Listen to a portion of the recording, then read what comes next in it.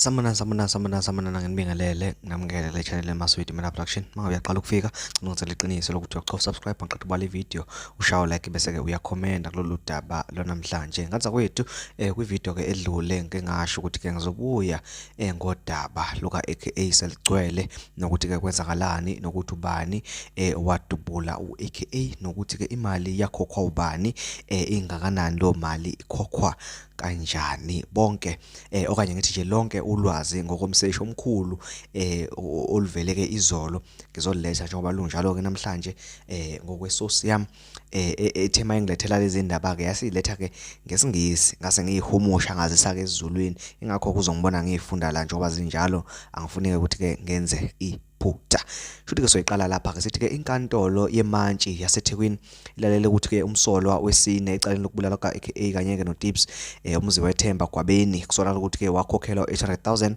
ekhokhelwa ke usomabhizinisi wodumo umfundo mvukacaba ngosuku olulandela lolu lokubulala. Futhi ke aka nomngane wakho uTips babulawa ke ngayizolo kwasukuthi ke ngakusasa ubhuti ke lo weCaba Brothers umfunda Caba wakhokhela umzi wethemba kwabeni imali engango 800,000. Istatement ke esifungelwe esithunyelwe umphenyi uPillay siveze ukuthi imali yakhokhwa enkampanini kaCaba iBright Circle.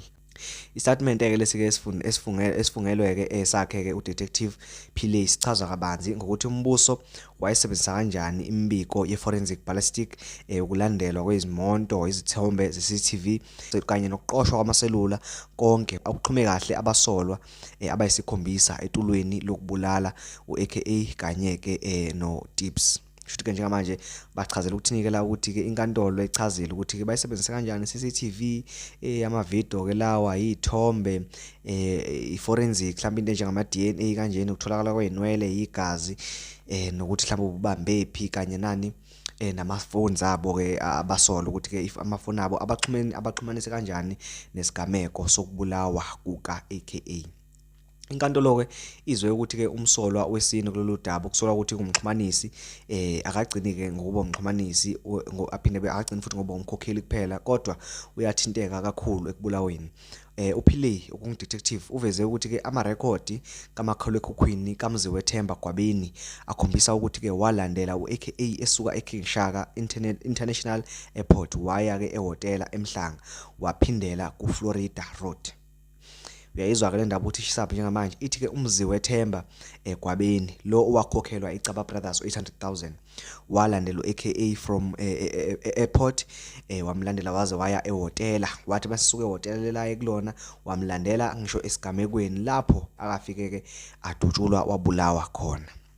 Amarekhodi ke asefonini aphinde aveza ukuthi ke uGwabeni ubexhumana njalo nabanye abasolwa ukungilindela Ndimande uSiyanda Edimiyeza noMalusi Ndimande nomfowabo uSiyabonga Ndimande abasolwa ababoshwa eSwatini ngenyanga edlule. Uyezwa njalo ithinene futhi ke baxhumana bonke labantu kuyavela efonini kamzi wakhe ukuthi ke kamzi wethemba kuyavela ukuthi okay babefonelana nabantu bebhalana ama message kanje bexhumana kahle kahle bayazana labantu.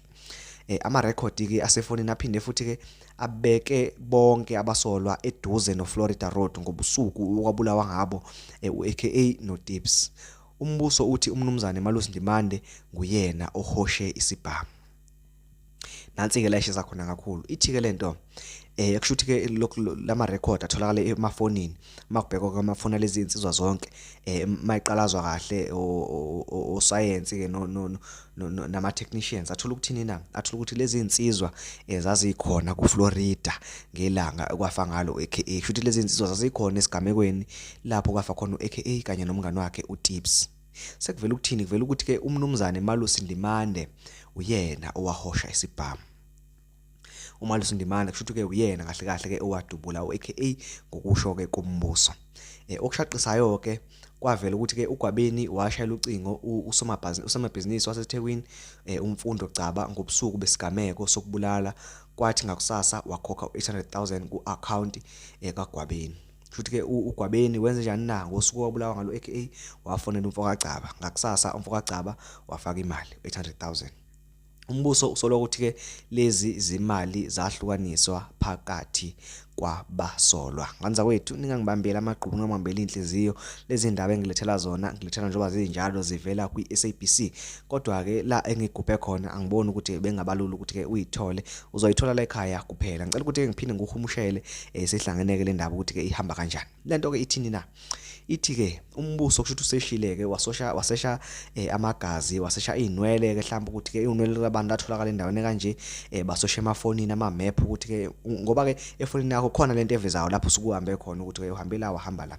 Umbuso kuseshileke zonke lezo zinto wasesha ama-forensics wathwathi wasesha emafonini wasesha ama-CCTV footage wasesha umakhalekhukhwini wathola ukuthi okay labantu babekhona kule ndawo kwabulala kuyona u-AKA ngalelo langa futhi waphinde wathola ukuthi ngalolo suku angithi umfokagwabeni wafonela umfokagcaba wafonela umfokagcaba khuluma naye kusho emva kalapho ke mase bexhumene ngakusasa umfokagcaba wenze njani na wafaka imali. Umfokagcaba ke mangabe sefake lo mali 800,000 sekuvusa imibuzo konke ke lokho ukuthi ke 800,000 wani nalo iyona nto esazoseshwa ke nawo leyo kwase kwenzakalani na emva kwalapho mangabe sengene lo 800,000 useyawuthatha usehlukanisela zonke ke lezi insizwa ke zonke ke lezi ezinye insizwa ke esolwa ke ngokubulawa kuka AKA. Uphinde kumbuso uveza ukuthini uveza ukuthi ke uMalusi Ndimande uyena ke kahle kahle owadubula uAKA. Nganza kwethu mina ngokubona kwami ngibona sengathi ke leli cala lizoshesheke liphele engathi ke uzothatha isikhathi eside umenza okubi uzosheshe abanje kodwa ke asaze kuningi kuhlale kwenzeka mangabe kuyizinto ezithintwa osaziwayo. Mina ke namanje ngisayibuza ukuthi ngabani lo wabulala ke uAKA kanye ke nomngani wakhe uTibbs ngasiphi na isizathu ake hlale silindele sibone ukuthi ke yini ezokwenzeka njengoba ke liqhubeka leli cala. Ngiyacela ukuthi ungenze liqiniso ungakhohlwa ukucofa usubscribe ngiyabonga.